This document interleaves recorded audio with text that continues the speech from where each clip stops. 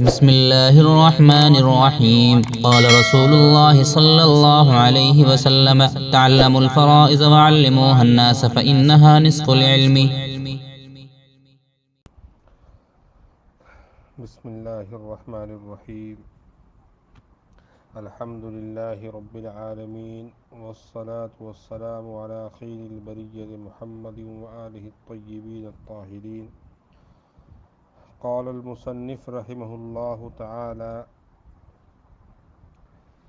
وإذا كانت الجدة ذات قرابة واحدة كأم الأب، والأخرى ذات قرابتين أو أكثر كأم الأم وهي أيضا أم أبي الأب، بهذه الصورة يقسم السدس بينهما عند أبي يوسف رحمه الله تعالى أنصافا باعتبار الأبدان، وعند محمد رحمه الله تعالى أثلاثا باعتبار الجهات. یہ جدہ کا بیان چل رہا ہے اور مصنف علیہ الرحمٰن نے جدہ کی دو حالتیں بیان فرمائی، ایک سدس لینے کی، دوسرے محروم ہونے کی. اور جدہ چونکہ متعدد ہو سکتی ہیں، باپ کی طرف سے بھی ہو سکتی ہے، ماں کی طرف سے بھی ہو سکتی ہے، تو اس لیے اگر متعدد جدہ ہو جائیں اور ان کے درمیان تفاوت ہو رشتہ داری میں، ایک جدہ ایسی ہے جس سے ایک رشتہ داری ہے، ایک قرابت ہے، اور دوسری جدہ ایسی ہے جس سے دو قرابتیں ہیں یا تین قرابتیں ہیں، ایسا ہو سکتا ہے، تو ایسی صورت میں مال کس طرح تقسیم کیا جائے گا. تو یہاں اسی کا بیان ہے، وہ مثال سے انشاءاللہ یہ بات واضح ہو جائے گی. فرماتے ہیں مصنف علیہ الرحمہ: وَإِذَا كَانَتِ الْجَدَّةُ ذَاتَ قَرَابَةٍ وَاحِدَةٍ، اور جب کہ دادی ایک قرابت والی ہو، ام الاب، جیسا کہ باپ کی ماں کی ماں، والاخری ذات قرابتین، اور دوسری جدہ وہ دو قرابت والی ہو، او اکثر یا اس سے زیادہ ہو، جیسے ام ابی الاب، ام الام وہی ایضاً ام ابی الاب، جیسا کہ ماں کی نانی اور اسی طرح وہ باپ کی دادی بھی ہو، بہذہ صورہ، اس نقشے کے مطابق. تو فرماتے ہیں یقسم السدس بینہما، تو چھٹا حصہ ان کے درمیان برابر تقسیم کیا جائے گا، رؤوس کا اعتبار کرتے ہوئے امام ابو یوسف رحمۃ اللہ علیہ کے نزدیک اور امام محمد رحمۃ اللہ علیہ کے نزدیک اثلاثاً تقسیم ہوگا، یعنی اس کو تین حصے کر کے تقسیم ہوگا جہت قرابت کا اعتبار کرتے ہوئے.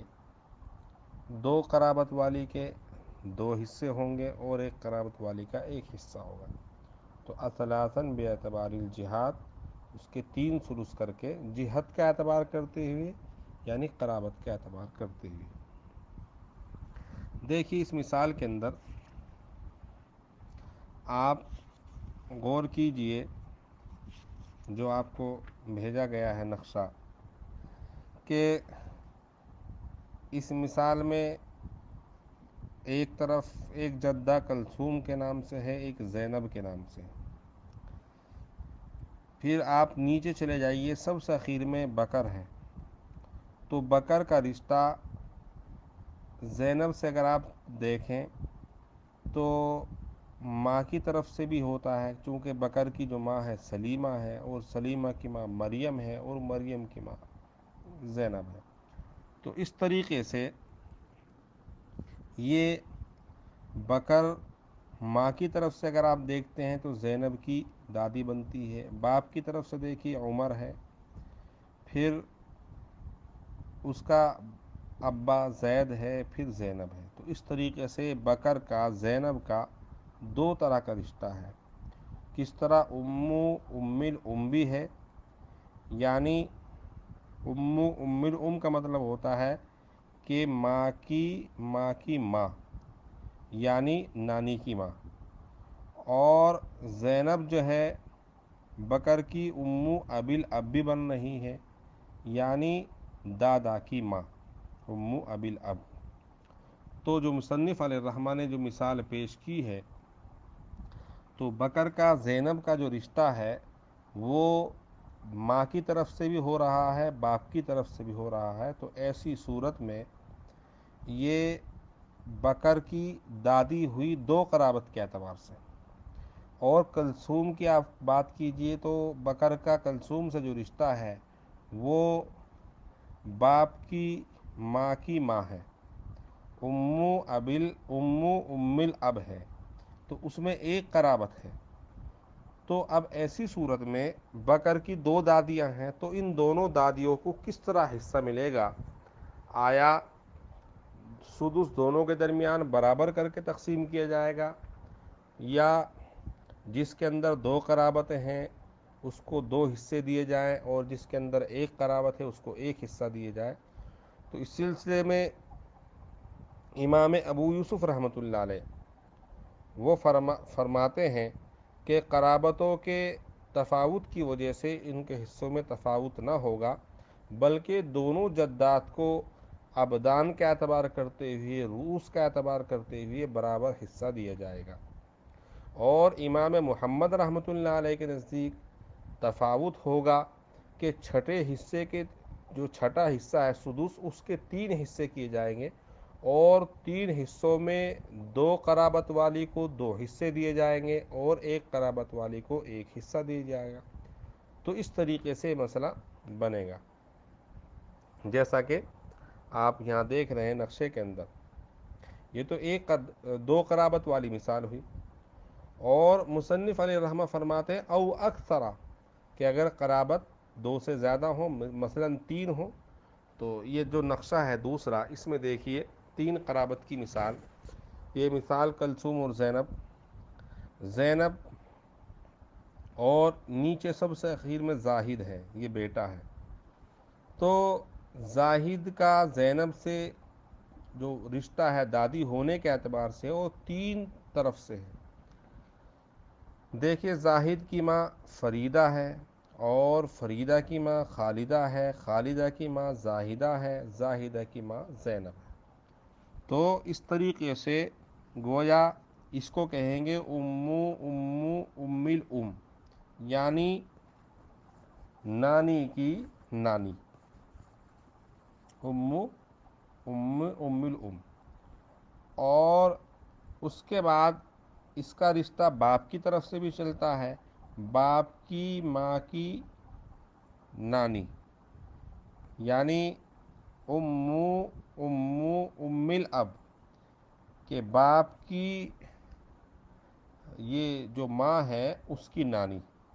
تو زاہد جو ہے اس کا باپ بکر ہے، اور اس کی ماں سلیمہ ہے، اور سلیمہ کی ماں مریم ہے، اور مریم کی ماں زینب ہے۔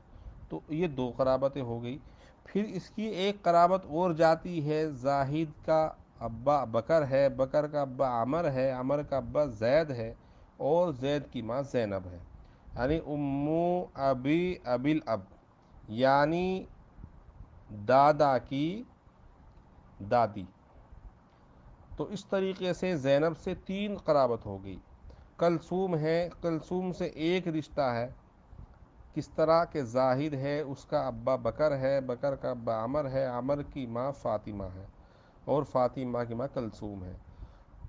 تو یہ ہے ام ابی الاب، یعنی دادا کی نانی۔ تو اس طریقے سے کلثوم سے ایک رشتہ ہے اور زینب سے 3 رشتے ہیں۔ تو یہ مسئلہ کیسے بنائیں گے؟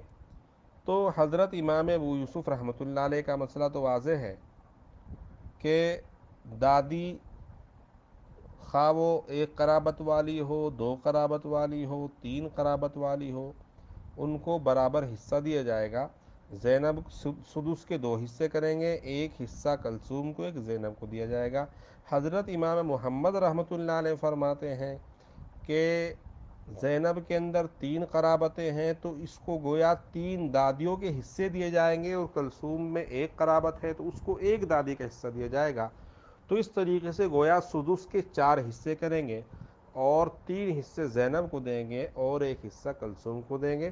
یہ حضرت امام محمد رحمۃ اللہ علیہ فرماتے ہیں، لیکن جو مفتابہی قول ہے وہ حضرت امام ابو یوسف رحمۃ اللہ علیہ کا ہے کہ رؤوس کا اعتبار کرتے ہوئے برابر ان کو دیا جائے گا۔ تو بہرحال یہ مسئلہ مکمل ہو گیا۔ اب کتاب کے اندر ایک نقشہ ہے، اس نقشے کو بھی آپ تھوڑا سمجھیے۔ یہ ویسے بہت آسان ہے جدات کو پہچاننے کے لیے، اس لیے ضروری ہے کہ یہاں پر اس نقشے کو ہم دیکھیں کہ جدات متعدد ہو سکتی ہیں، باپ کی طرف سے بھی ہو سکتی ہے، ماں کی طرف سے بھی ہو سکتی ہے۔ تو یہ نقشہ دیکھیے، زید کا ایک باپ ہے ایک ماں ہے، پھر اس ماں کا بھی ایک باپ ہے ایک ماں ہے، پھر اس باپ کی بھی ایک ماں ہے اور ایک باپ ہے، پھر اس باپ کی بھی ایک ماں ہے ایک باپ ہے۔ تو اس طریقے سے اوپر چلے جائیے۔ ہر آدمی کے ساتھ یہ صورتیں پیش آ سکتی ہیں کہ ہر آدمی کا ایک باپ ہوتا ہے ایک ماں ہوتی ہے، پھر ان میں سے بھی ہر ایک کے ماں اور باپ نکلتے ہیں، پھر ان میں سے ہر ایک کے ماں اور باپ ہیں۔ تو اس طریقے سے اوپر تک یہ نقشہ آپ لے جائیے۔ تو بہرحال آپ کے سامنے جو نقشہ ہے یہ اس بات کو سمجھانے کے لیے ہے کہ جدات متعدد ہو سکتی ہیں۔ اب اس پر صاد اور فا کا جو نشان لگا ہوا ہے اس کا مقصد یہ ہے کہ ہم یہاں یہ بات پہچان لیں کہ اس میں جد صحیحہ کون سی ہے، جد فاسدہ کون سی ہے۔ چونکہ جد صحیحہ اور جد فاسدہ جب ہم سمجھ لیں گے تو پھر اس نقشے کو سمجھنا آسان ہو جائے گا۔ تو سب سے پہلے جدہ صحیحہ کو سمجھیں۔ جد صحیحہ اس کی تعریف یہ ہے کہ وہ اصل مؤنث بعید ہے کہ جب اس کی نسبت میت کی جانب کرے تو درمیان میں جد فاسد نہ آئے، یعنی نانا نہ آئے۔ درمیان میں اگر نانا آ گیا تو وہ جد فاسدہ بن جائے گی۔ اب یہاں اس نقشے میں دیکھیے، آپ کو جد صحیحہ دیکھنا ہے۔ سب سے پہلے زید کے باپ کی طرف آپ چلیے، زید کا باپ ہے، پھر باپ کے اوپر چلیے، ایک باپ ہے اور ایک ماں ہے، آپ ماں کی طرف چلیے چونکہ آپ کو جدہ دیکھنی ہے۔ تو یہاں اس ماں کو سواد بنایا ہوا ہے، مطلب یہ ہے کہ جد صحیحہ ہے۔ چونکہ اس کا رشتہ جب زید سے جوڑتے ہیں تو درمیان میں باپ آیا ہے اور تو صحیحہ ہوئی، چونکہ فاسدہ کے لیے نانا آنا ضروری ہے۔ پھر اس کے بعد اس ماں سے اوپر ماں کی طرف چلیے، تو یہ ماں جو ہے یہ بھی صحیحہ ہوگی چونکہ درمیان میں نانا نہیں آیا۔ پھر اوپر ماں کی طرف چلیے، وہاں بھی سواد بنا ہوا ہے، وہ بھی صحیح ہے چونکہ درمیان میں نانا نہیں آیا۔ پھر اوپر چلیے آپ، وہاں بھی سواد بنا ہوا ہے، اس لیے کہ یہ بھی صحیح ہے چونکہ درمیان میں نانا نہیں آیا۔ تو بہرحال اگر نانا نہیں آئے گا تو وہ جدہ کیا ہو جائیں گی، جدہ صحیحہ ہوں گی، نانا آتے ہی فاسدہ بن جائیں گے۔ اب دیکھیے آپ ماں کی طرف چلیے، ماں کا باپ زید ہے، پھر اس کی ایک ماں ہے، پھر اس کا ایک باپ ہے۔ باپ جو زید کی ماں کا جو باپ ہے وہ نانا ہوا تو وہ فاسد وہاں لکھا ہوا ہے، وہ جد فاسد ہے۔ اب آپ اوپر چلیے، اس اب سے اوپر جو ماں ہے وہ جد فاسدہ ہے تو وہاں فا بنا ہوا ہے۔ کیوں؟ اس لیے کہ اس کے اور زید کے درمیان میں نانا آ گیا تو اس نے فاسدہ اس کو بنا دیا۔ پھر اوپر ماں کی طرف چلیے تو وہ بھی فاسدہ ہے چونکہ نانا آیا ہوا ہے۔ پھر اوپر چلے جائیے تو وہاں بھی فا بنا ہوا ہے چونکہ وہ بھی فاسدہ ہے، اس لیے کہ نانا آ چکا ہے ایک مرتبہ۔ تو ایک مرتبہ جب نانا آ جائے گا تو اوپر کی تمام جدات کو فاسدہ بناتے چلا جائے گا۔ تو اس طریقے سے جد صحیحہ اور جد فاسدہ کا یہ بیان ہوا۔ اب جد کو دیکھیے آپ، جد صحیح کسے کہتے ہیں؟ جد صحیح کی تعریف وہ ہے کہ جب اس کی نسبت میت کی جانب کرے تو درمیان میں یعنی مؤنث کا واسطہ نہ آئے۔ اگر ماں آ جائے تو وہ جد فاسد بن جاتا ہے، اور ماں نہیں آ رہی تو جد صحیح ہے۔ اب آپ جد کو دیکھیے، زید کے باپ کی طرف چلیے، باپ سے پھر باپ کی طرف چلیے، وہاں سواد بنا ہوا ہے، وہ صحیح ہے چونکہ درمیان میں ماں نہیں آئی۔ پھر اوپر باپ کی طرف چلیے، وہاں بھی سواد بنا ہوا ہے چونکہ درمیان میں ماں نہیں آئی۔ پھر اوپر باپ کی طرف چلیے، وہاں بھی سواد بنا ہوا ہے چونکہ درمیان میں ماں نہیں آئی۔ پھر اوپر چلیے آپ، वहाँ भी स्वाद बना हुआ है इसलिए कि दरमियान में माँ नहीं आई। तो बहरहाल इस लाइन में कोई भी माँ नहीं, तो इस वजह से वो सब सही यहाँ है। फिर उसके बाद आप जैद का बाप है, फिर उसका बाप है, फिर उसकी माँ की तरफ चलिए, वो सही है। फिर ऊपर चलिए, उसके बाप की तरफ वो फासिदा बन जाएगी, चूँकि दरमियान वो अब वो जद जो है फासिद बन जाएगा चूँकि माँ आ गई। उसके बाद ऊपर वाला जो जद है वो भी फासिद बन जाएगा चूँकि दरमियान में माँ आ गई। तो बहरहाल इस तरीके से आप इस नक्शे को समझिए। पहले जद्दा को आप देखिए, फिर जद्दा सहिया जद्दा फासिदा को, इसी तरह फिर जद्द सही और जद्द सहिया को देखिए। तो इस तरीके से इंशाअल्लाह मसला वाज़ेह हो जाएगा। बहरहाल ये जहन को खोलने के लिए ये एक नक्शा इसमें पेश किया गया है, आप हजरात इसमें गौर करें। कोई बात ज़रा समझ में ना आए तो आप इसको मालूम कर लीजिएगा, और उम्मीद है कि इंशाअल्लाह ये वाज़ेह हो जाएगा। ठीक है, और किसी साथी को कोई बात मालूम करनी हो तो मालूम कर सकते हैं। ठीक है, अस्सलामु अलैकुम वरहमतुल्लाहि वबरकातुहू।